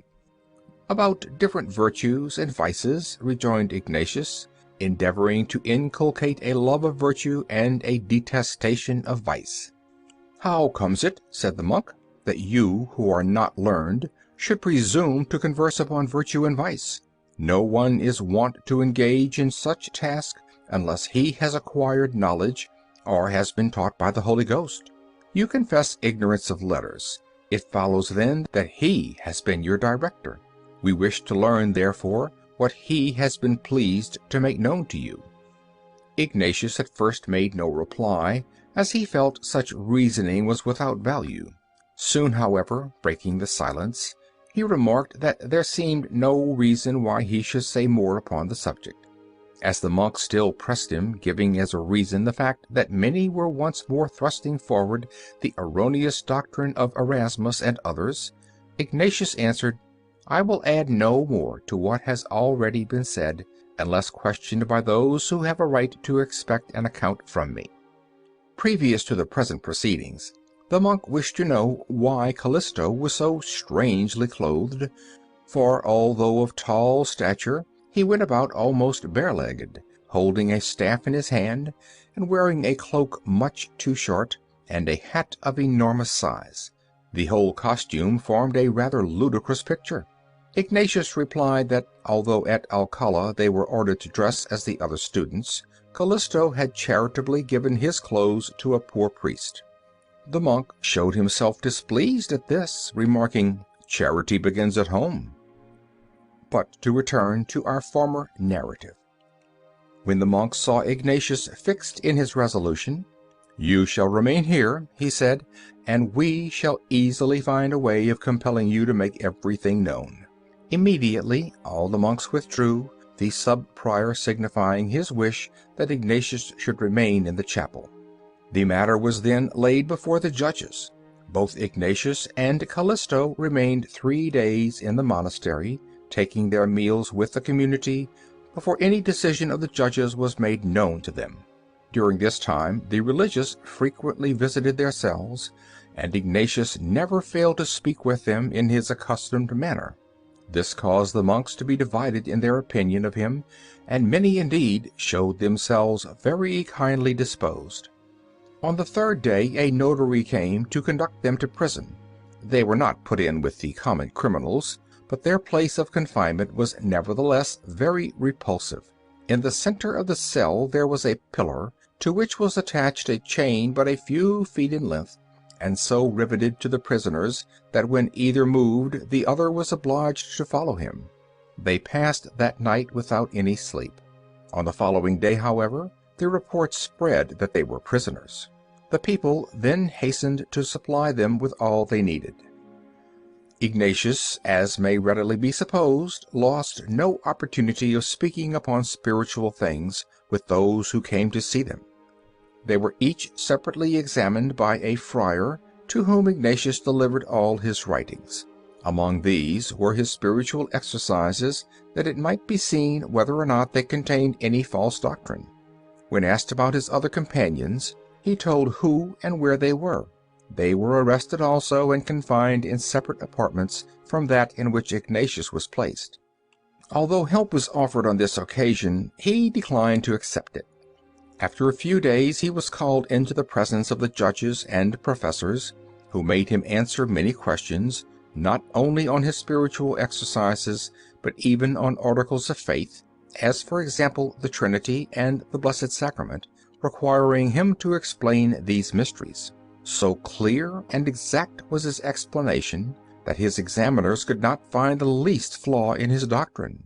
He was equally correct in the answer to the friar who proposed a difficulty in canon law. In every case he said that he did not know the decision of the professors. When ordered to speak on the first commandment, he gave so full and exhaustive an explanation as to leave to his hearers no further chance of questioning him. Although he had not completed his studies, he frequently showed the difference between a mortal and a venial sin of thought. While speaking about his exercises, he was closely questioned. To their questions, however, he replied, "What I say is either false or true. If false, condemn it." The doctrine remained uncondemned. Francis de Mendoza, afterward Cardinal of Valencia, was one of those who came to the prison to visit Ignatius. One day, while accompanied with the friar, he asked him whether the prison and chains were not insupportable. "I shall give," said Ignatius, "the reply made today to a woman who bewailed my lot. For the love of Jesus Christ, I gladly would wear all the handcuffs and chains that could be found in Salamanca. And if you consider this an evil, you show that as yet you are not desirous of suffering imprisonment for the love of our Lord." About this time it happened that all the inmates of the prison managed to escape, leaving only Ignatius and his companions. When this became known, it caused a reaction in their favor, and they were placed for the time in a large building adjoining the prison. On the 22nd day of their imprisonment they were summoned to hear their sentence. Although they were declared to be free from reproach both in their lives and their doctrines, and were allowed to continue their work of teaching the Christian doctrine and of speaking on spiritual subjects, yet they were forbidden to draw any distinction between mortal and venial sin until they should have spent 4 more years in study. Although Ignatius was unwilling to accept the sentence, because, though condemned in no respect, he was nevertheless prevented from assisting his neighbor, he declared that he would submit as long as he remained in Salamanca. Recommending the affair to God, Ignatius began to deliberate on his future plan of action. He considered it a waste of time to remain at Salamanca, as the restriction laid upon him prevented him from assisting those for whose salvation he wished to labor. He resolved, accordingly, to set out for Paris for the purpose of there continuing his studies. While studying at Barcelona, Ignatius was in doubt whether, after completing his studies, he should enter some religious order or go from place to place according to his custom. He decided to enter upon the religious life. His next step was to find some order where the primitive fervor had not relaxed, as he felt that there he would be more sure of satisfying his desire of suffering and assisting others spiritually by bearing, for the love of God, any injury or insult to which he might be subjected. Even while at Salamanca, these desires were ever present to him. To this end he directed all his studies, endeavoring at the same time to persuade others to adopt a like course, and to strengthen in their good resolutions those who had already embraced it. When he had resolved to go to Paris, he communicated his design to his companions, telling them to remain where they were until he could find a means of helping them in their studies. Many persons of rank endeavored to dissuade him from departing, but all to no purpose. Placing the few books he possessed upon a little ass, he took leave of his companions about 15 or 20 days after they came out of prison. Those who met him at Barcelona sought to deter him from going to France, as at that time the war between the two countries was raging with great fierceness. Notwithstanding the many acts of cruelty inflicted by the French upon the Spaniards, many of whom had been impaled, he persevered in his intention. Chapter 7. His studies in Paris and other incidents of his life. He left for Paris on foot and alone, and, according to his own reckoning, arrived there toward the beginning of February 1528. While in prison the Prince of Spain was born, and from this event we can determine the date of what preceded and followed. At Paris he lived with some Spaniards, and attended the lectures given at the College of Montaigu.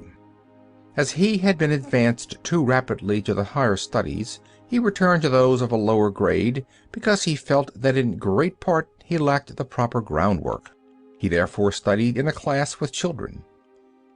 When he first came to Paris, he received from a merchant 25 gold crowns on an order sent from Barcelona. These he put for safekeeping in the hands of one of the Spaniards with whom he lived. This latter very soon appropriated them for his own use, and when called upon could not restore them. The result was that when Lent was over, Ignatius found himself unprovided for, partly on account of the loss mentioned, and partly on account of other expenses. In consequence, he was forced to seek his livelihood by begging, and to leave the house where he lived. Afterward he was received into the Hotel of St. James, near the Church of the Holy Innocents. This residence proved no slight hindrance to his studies. The hospital was at a great distance from the college, and while he could not gain admission at night unless he returned before the sound of the Angelus, in the morning he was not allowed to depart before daylight. He could not, in consequence, be present at, nor give his time to, the lectures with profit. He found another hindrance also, in loss of the time needed in getting alms wherewith to purchase food. As he had not experienced interior spiritual suffering for almost 5 years, he mortified himself by austere fasts and penances. After he had spent some time in this way, living in the hospital and begging his food, he noticed that his progress in letters was not rapid. He then considered what course to follow. He had observed that many who lived as servants of the lecturers in the colleges had abundant time for study. He resolved to seek some one whom he might serve in the same way. He weighed the matter well, and not without consolation thought of it as follows: "I shall imagine that my master is Christ, and I shall call one of the students Peter, another John, and the rest I shall give the names of the remaining apostles. Then, when my master gives me a command, I shall think that Christ commands me. When anyone else gives orders, I shall think that the order comes from St. Peter or some other apostle." He was very diligent in seeking a master, and spoke of the thing to a bachelor and to a Carthusian monk, who knew many masters, and to others, but he was never able to find one. Deprived of every resource, he was told by a Spanish monk that it would be a wise step for him to go every year to Flanders, and there in 2 months he could procure enough for the whole year. He approved of the plan, after recommending the matter to God. On adopting this plan, he brought back yearly from Flanders whatever he needed for his maintenance. Once even he passed over into England, and from there brought greater alms than he had gathered in the previous years. When he first returned from Flanders, he began to devote himself earnestly to spiritual work. About the same time he gave the exercises to 3 people, to Peralta, to Castro, a friend who dwelt at Sorbonne, and to a Cantabrian who lived in the College of St. Barbara, by name Amator. A great change was made in the lives of these men. At once they gave to the poor whatever they had, even their books, while they themselves began to live on the alms they begged, and to dwell in the hospital of St. James, where Ignatius had previously dwelt, and which he left as stated above. The incident aroused a great outcry in the University of Paris, because the 2 first were very famous men. The other Spaniards at once undertook to oppose them, but unable to persuade them by any argument to return to the university, a great crowd went armed to the hospital and led, or rather dragged, them away. On coming to the university, they agreed with their captors to complete their course of studies, and afterward to follow out their determination. Castro went afterward to Spain, and after preaching for a while at Burgos, joined the order of the Carthusians at Valencia. Peralta undertook a journey to Jerusalem on foot, and after the fashion of a pilgrim. In this garb he was seized in Italy by a military leader, his relative, who found a pretext for bringing him before the sovereign pontiff, from whom he obtained a command for Peralta to return to Spain. All these events did not occur then, but years afterward. Exaggerated reports arose against Ignatius at Paris, especially among the Spaniards. De Govea was wont to say that Amator, who remained in his college, had been brought by Ignatius to the verge of insanity. He therefore made up his mind that as soon as Ignatius came to the college of St. Barbara, he would give him a public whipping as a seducer of the pupils. Now the Spaniard who had spent the money of Ignatius and had not paid him, had set out to journey to Spain and fallen sick. As soon as Ignatius learned of this, he was seized with a longing to visit and help him, hoping by this to lead him to abandon the world and give himself wholly to God. And indeed, to accomplish this, he wished to make the journey barefooted, without food or drink. While praying for this purpose, he felt himself seized with great fear until, entering the church of St. Dominic, he resolved to make the journey in this manner. The fear that it might be tempting God then left him. On the morning of the following day, upon arising, so great a fear seized him that it seemed to him that he could not even put on his clothes. In this interior strife he left the house and went out of the city, and the fear did not leave him till he was 9 miles from Paris. At this distance there is a village which the inhabitants call Argenteuil, where the holy coat of our Lord is said to be preserved.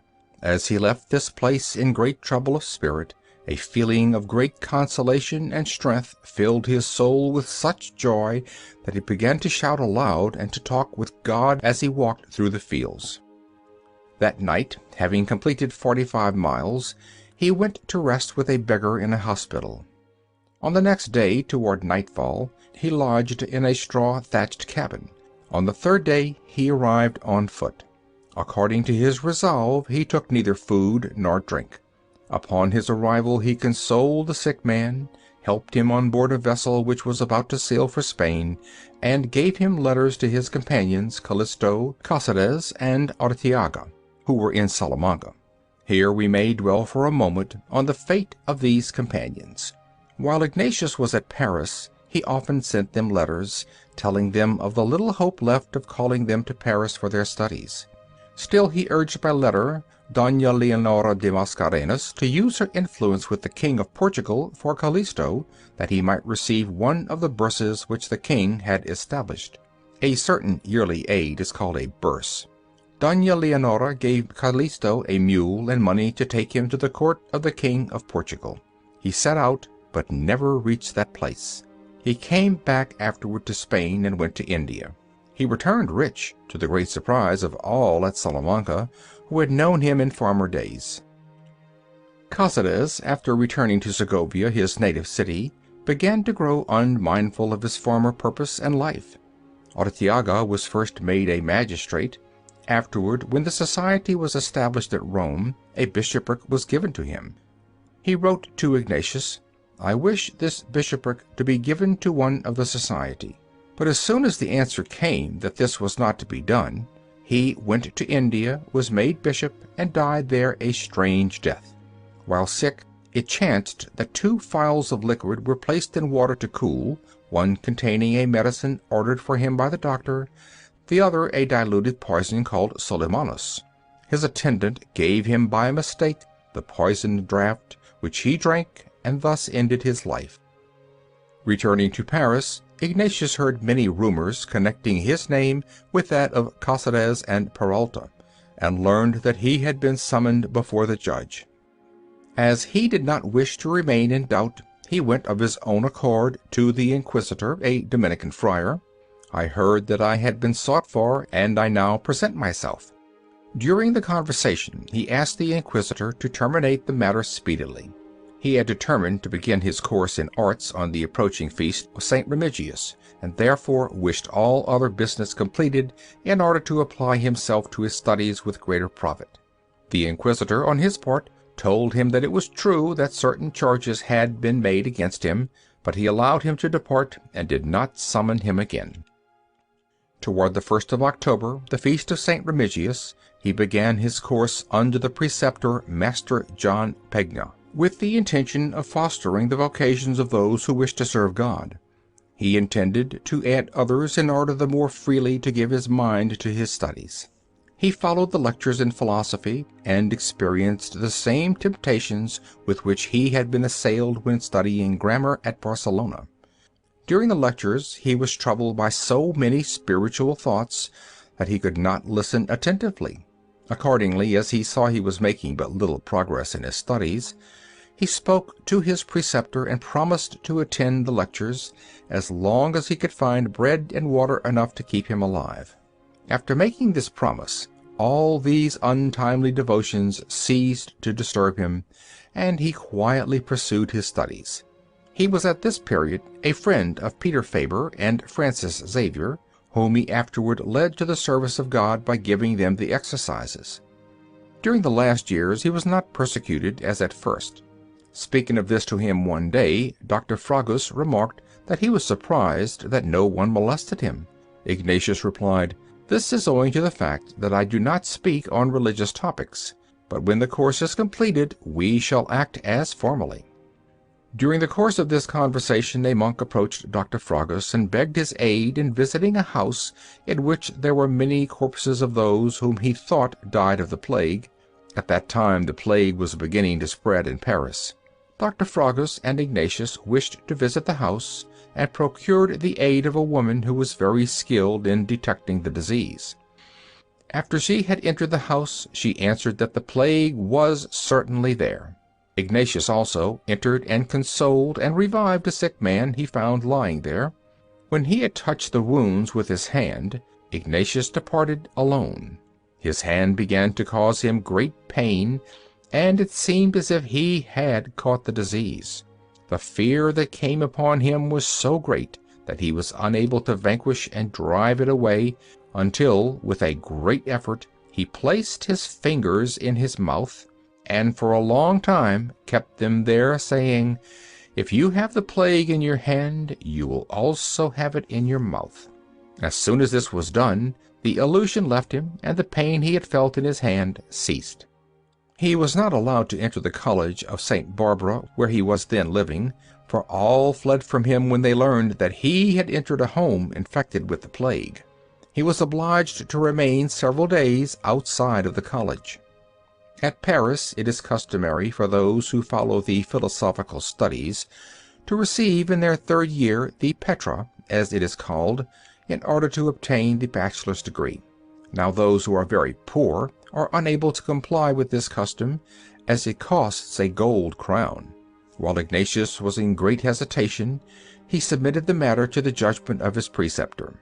The latter advised him to receive it. He did so, but not without a complaint on the part of some, especially of a certain Spaniard who had taken note of the fact. While in Paris, he suffered great pains of the stomach for several days. On the 25th day, for the space of an hour, a very severe pain seized him, bringing with it a fever. One day the pains lasted for 16 or 17 hours. At that time he had already concluded his course, had spent some years in the study of theology, and had collected his companions. As the disease grew worse day by day, and the many remedies employed brought no relief, the doctors said that the only one left for him was to revisit his native land, as nothing but his native air could cure him. His companions gave him the same advice. By this time all had determined on their future conduct, namely, to go first to Venice and then to Jerusalem, where they would pass their whole life in helping souls. If, however, they should not be allowed to remain in Jerusalem, they were to return to Rome and offer themselves to the sovereign pontiff, Christ's vicar, that he might use their aid as he thought would be for God's glory and the salvation of souls. They also agreed to wait 1 year at Venice for ships to carry them to the Holy Land. But if during the year no ships were at hand, they should be absolved from the vow and go to the supreme pontiff. Finally, Ignatius yielded to the advice of his companions in order to attend to their business in Spain. It was agreed among them that after the recovery of his health he should settle their affairs, and they should go to Venice and there await him. He left Paris in the year 1535, but according to the agreement his companions were to leave 2 years afterward, on the feast of the conversion of St. Paul. However, owing to the wars, they were obliged to anticipate that time, and to set out from Paris in the month of November in the year 1536. On the very eve of his departure, as Ignatius had heard that an accusation had been made against him before the Inquisitor, while no summons had as yet been served, he went to that official and stated what he had heard. At the same time he told him that he had several companions, and that he himself was about to travel to Spain, and requested that sentence should be passed upon him. The Inquisitor admitted that the accusation had been made, but that he did not think it worthy of consideration. He said that he merely wished to see the writings of Ignatius, meaning the exercises. Having seen these, he approved of them very highly, and begged Ignatius to give him a copy. Ignatius complied with his request, but insisted that his trial be brought to an end, and that judgment be passed. As his request met with a refusal, he brought a notary and witnesses to the Inquisitor's house, and received their testimony in writing concerning his innocence of the charges. Chapter 8. His arrival in his native land and the virtues practiced there, his journey into Spain and Italy, the famous apparition, and his life in the same place. After the event related in the last chapter, Ignatius mounted the little horse which his companions had purchased for him, and began his journey toward his native land. Even on the way he found his health improving. As soon as he arrived in the province of Guipuscoa, his native country, abandoning the common highway, he followed a road through the mountains, because it was less frequented. He had advanced a short distance by this path when he saw 2 armed men approaching. The place was famous as the haunt of murderers. The men passed him a little, and then turning, hurried after him. He was not a little frightened, but still, addressing them, he learned that they were his brother's servants sent to meet him, for he had reason to believe that a warning of his coming was sent to his brother from Bayonne in France, where he had been recognized by several persons. Still Ignatius kept on in the direction he had taken, and shortly before he arrived in the town he met some priests coming to meet him. They wished to bring him to his brother's home, but their efforts were unavailing. He went to the public hospital, and afterward, at a suitable time, begged for alms through the town. Many came to see him in the hospital. He spoke to them, and through God's grace gathered no little fruit. Upon his arrival he resolved to teach the Christian doctrine to children every day. His brother objected to this, and assured him that no one would come. In answer, Ignatius said, "1 is enough for me." However, as soon as he began to teach, many came regularly, his brother among the number. In addition to this, on Sundays and feast days, he also preached to the people with great fruit, and thousands came many miles to hear him. He labored also for the removal of many abuses, and through God's grace good results were obtained in many cases. To give an example, by his representations to the governor, he obtained an order forbidding gambling and other disorders under great penalties.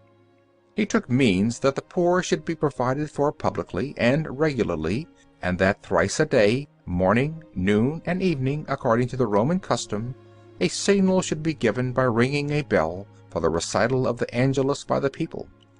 Although at first he enjoyed good health, he afterward fell seriously ill. For this reason, after his recovery, he determined to depart in order to accomplish the business which he had undertaken for his companions.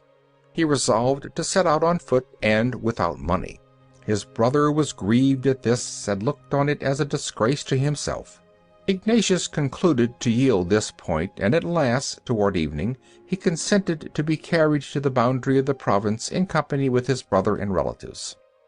But as soon as he had left the province, he dismounted, and without receiving any sustenance for the journey, he set out for Pampeluna, and thence to Almazonas, the birthplace of Father Lainez.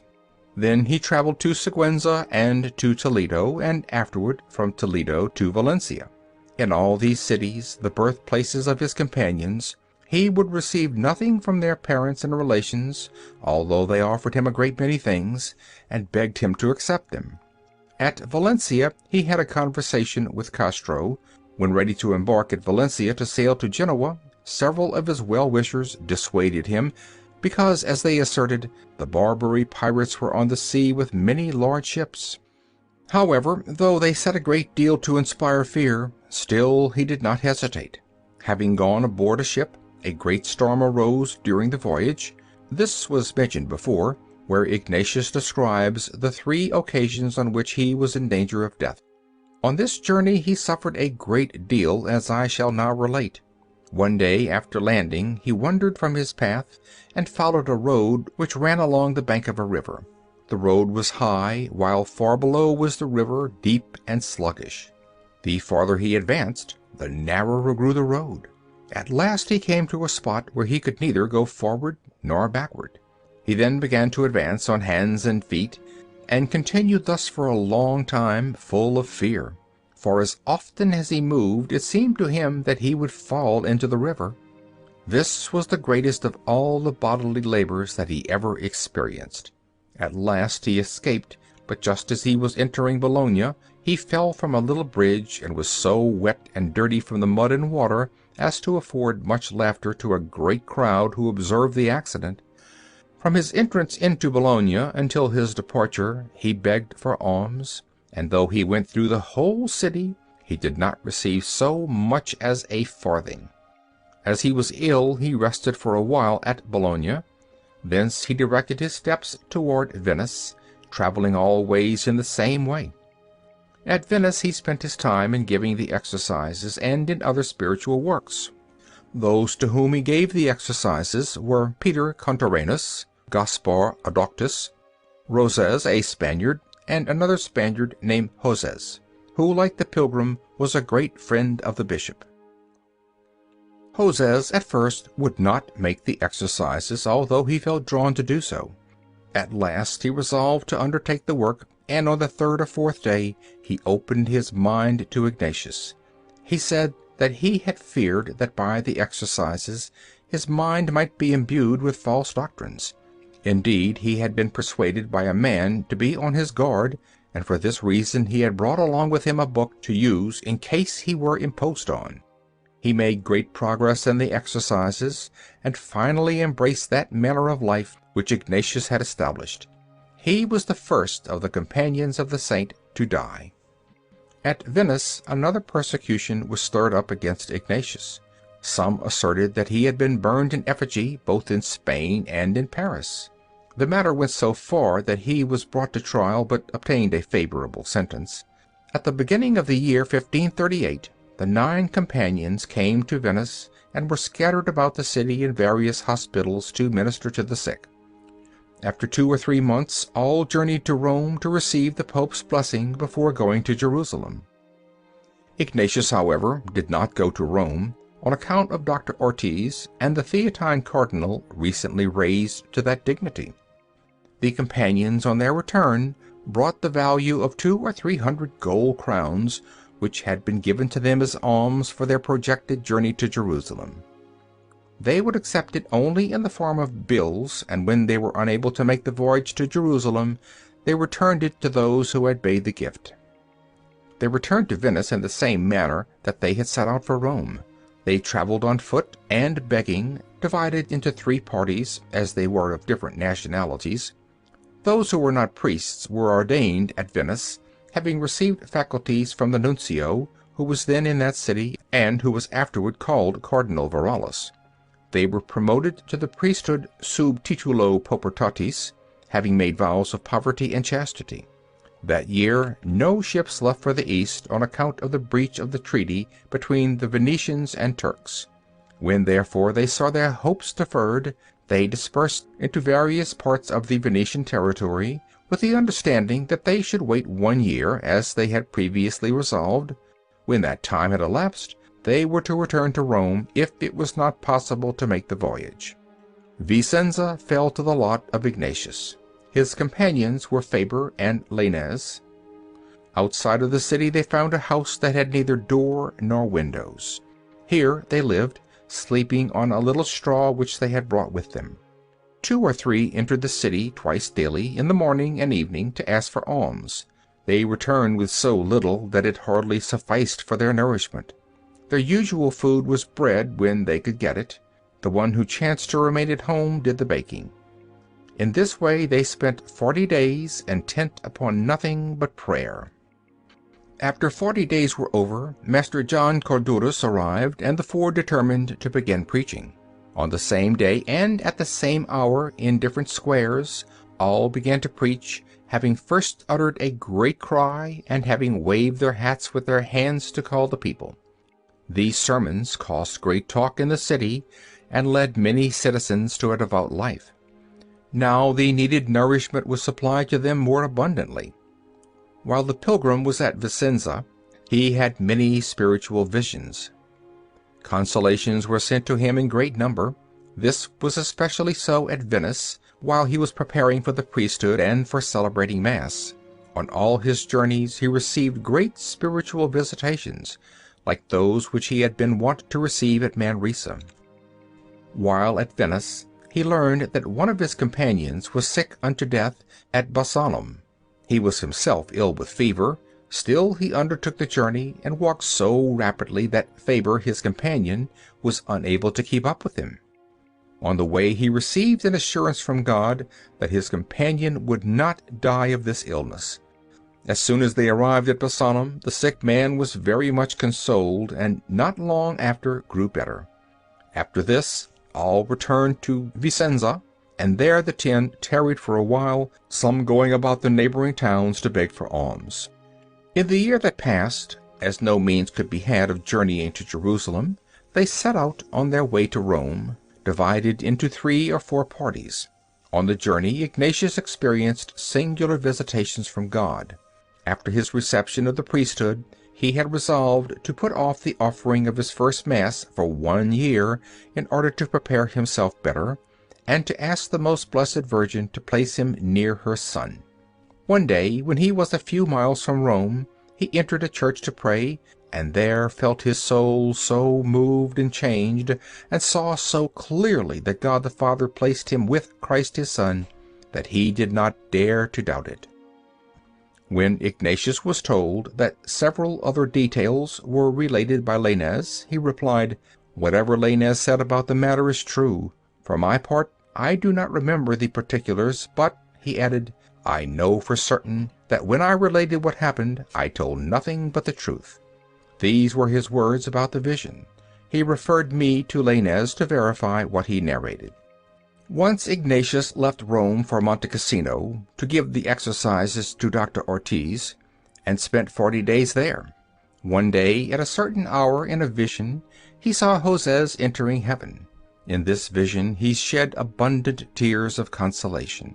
He saw this so clearly that if he were to say the contrary, it would seem to him as if he were telling a lie. He brought with him from Monte Cassino Francis Strada. After his return to Rome, he labored for the help of souls, and gave the exercises to 2 different persons, one of whom dwelt near the Sixtine Bridge, the other near the church of St. Mary Major. Both the people began to persecute Ignatius and his companions. Michael was the first of all to be troublesome and to speak wickedly of Ignatius, and had him summoned before the governor for trial. Ignatius showed the governor a letter written by the same Michael, in which he commended Ignatius very highly. The governor examined Michael, and the result was that he was exiled from Rome.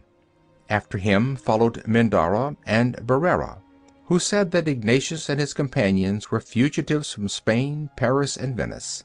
Finally, however, in the presence of the governor and ambassador then at Rome, both acknowledged that they had nothing which they could say against them with regard to their doctrines or their lives. The ambassador ordered this lawsuit to be abandoned. Ignatius objected, saying that he wished the sentence to be made clear and public. This did not please the ambassador and the governor, nor even those who had previously taken sides with Ignatius. A few months afterward the Roman pontiff returned. While he was at Tusculum, Ignatius was admitted to an audience with the Holy Father, and having given some of his reasons, he obtained what he wished. The Pope ordered sentence to be passed, and it was given in favor of Ignatius and his companions. Through the labors of Ignatius and his companions, certain pious works were established at Rome, as that of catechumens, that of St. Martha, and that of the orphans. Master Nautilus can tell the rest. St. Ignatius and his work for education. In the kingdom of Navarre, in the north of Spain, among those mountains whence the armorers of Toledo drew their metal and forged for the world their trenchant steel, in a region where the generous, passionate, valiant people seem to have formed their character on the austere grandeur of nature itself, St. Ignatius was born. The world represents him as a man of few and stern words, in appearance severe and dark, and yet a man in whom intellect is ever prominent, but intellect elevated by the grandeur of a soul of chivalry and by an exquisite delicacy of charity. This was the real character of St. Ignatius. This will be seen in the brief glimpse given of his life and his spirit of charity, his absorbing love of souls, in his work of founding missions, his greatness of mind and heart, in the work originated by him and carried on by his followers in the cause of higher education. His character stands prominently on the horizon of history. He cannot be ignored, nor is his existence or his work ignored. His enemies have not passed him by without notice, and his friends, the friends of God, have rejoiced that, as God sent him forth to teach and produce fruit that the fruit might remain, the fruit has remained. St. Ignatius sends his voice down the centuries as a great individuality. He has spoken as a man of God, as a man of ideas, a man of energy. He has made his influence felt throughout the universe, not only in the civilized world, but in the uncivilized portion, to bring it into civilization, or to bear it to the advantages of civilization. Other great men have spoken, and have sent forth their influence. Theirs has been a message to the civilized world. It has been limited to one point of view. It has been prowess on the battlefield or on the seas, work in the ship of state or in the fields of science. But Ignatius has not been limited to any one of these. He is the founder of a religious order that has sent pioneers into all these fields and forests of valor or research. He is the writer of the spiritual exercises that have won a fame gained by but few authors. He is the father of many saints. He is the educator of generations. He is the inspirer of scientific, literary, theological, philosophical investigation, and the promoter of discoveries and of pioneer missionaries in the Old and the New World. Ignatius was born in 1491 at the Chateau of Loyola, and at 15 years of age he was a page in the court of King Ferdinand, and then a soldier under the Duke of Navarre, his relative. The army of Francis I penetrated into Navarre, and at the siege of Pampeluna, Ignatius, captain of infantry, was wounded by a cannon ball. His life is given in the preceding pages. I shall refer only briefly to it and to his conversion. He was a young knight, fond of gaiety and feats of arms, and for some time after he received the wound, he was confined to his bed while his broken leg was set, and while awaiting his slow recovery he read the lives of the saints and of Christ, as these were the books given to him in place of the novels he had asked for, as no others were in the house. In reading the lives of the saints his heart was touched. His eyes were opened to the vanity of life and the reality of eternity compared with the worldliness of the life he had been leading. Inspired with enthusiasm at the lives of the saints, he said, "What they have done, I can do." The event of his life proved the earnestness of his purpose. He resolved to undertake a life of penance and self-denial, and while occupied with these holy resolutions, he wrote in a book the principal events of the life of Christ and his glorious Mother. It was at this time that our Lord sent him a vision to strengthen and console him. He beheld one night, as he was holding his vigils, the glorious Queen of the Angels, who appeared to him holding in her arms her blessed Son, enlightening him with the splendor of glory and charming him by her sweet presence. To her he ascribes the inspiration of the spiritual exercises, and his order, imitating its founder, has shown the most unbounded affection and devoted filial love toward the Virgin Mother of Christ. At the University of Paris in 1534, on the 14th of March, St. Ignatius received the degree of Master of Arts and Doctor of Philosophy, having received the degree of Bachelor of Arts 2 years before. Among the earlier colleges founded by St. Ignatius were the following. In 1542, the College of Coimbra in Portugal arose. In 1546, St. Francis Borgia founded the College of Gandia. In 1556, the College of Ingolstadt was founded. In 1552, a college was founded at Vienna, and in 1556, one at Prague. In 1553, the Roman College was fully founded, and in 1568, the colleges at Lima, Peru. The Roman College was the type of the Jesuit college. It was begun by Francis Borgia in 1551, at the foot of the Capitol in Rome, with 14 members of the order and Father John Peltier, a Frenchman, as superior. The professors taught rhetoric and 3 languages, Hebrew, Greek, and Latin. There were present there at a given time 2,107 students, 300 in theology. The most eminent professors filled the chairs. Theologians like Suarez and Vasquez, commentators such as Cornelius a Lapide and Maldonatus, founders of national history schools as Mariana and Pallavicini, Clavius, reformer of the Gregorian calendar, Kircher, universal in the exact sciences, while the other colleges throughout the world remain provided with their own required forces and maintain their own prestige. From this college came forth distinguished men in every line of intellectual life and general eminence. Men of elevated thought and of noble and generous minds. In particular, 3 characters came, young men that were to fill with admiration of their greatness the succeeding century. Stanislaus Kostka, a Polish noble who died at 17 years of age, Aloysius Gonzaga, an Italian prince of 23, and John Birchmans, a Flemish townsman of 22. The fundamental principles in the Educational Institute of St. Ignatius were these. First, solidity and thoroughness. The first condition of all higher studies as well as of lower studies was such that, as St. Ignatius said, it was useless to begin at the top, as the edifice without a good foundation would never stand. Let literature and philosophy be gone through satisfactorily, and then theology may be approached. Literature must come first of all. St. Ignatius provides for law and medicine, but by professors of law and medicine outside of the order. But no professors of the order were sent for work outside of Jesuit institutions. If the younger men were sent abroad, the younger generation would be deprived of that type, and if eminent men were sent forth without a permanent Jesuit college, the work would not be that of the order, but of scattered individuals, and would soon perish.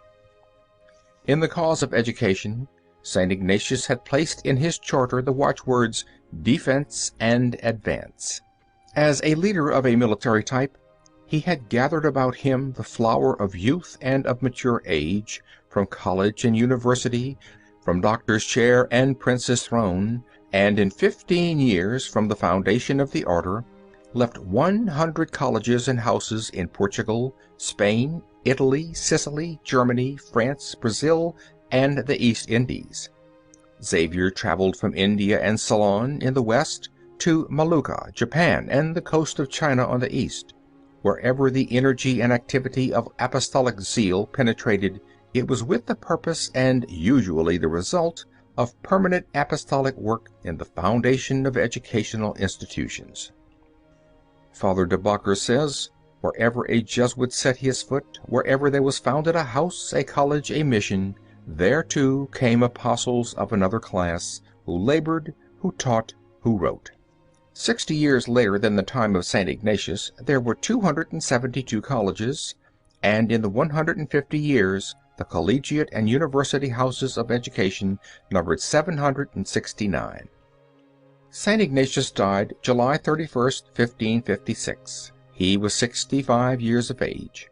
At the age of 30 he hung up his sword at Montserrat, and with ready mind and heart and pen, in 35 years he achieved the gigantic work of the founding and developing the order.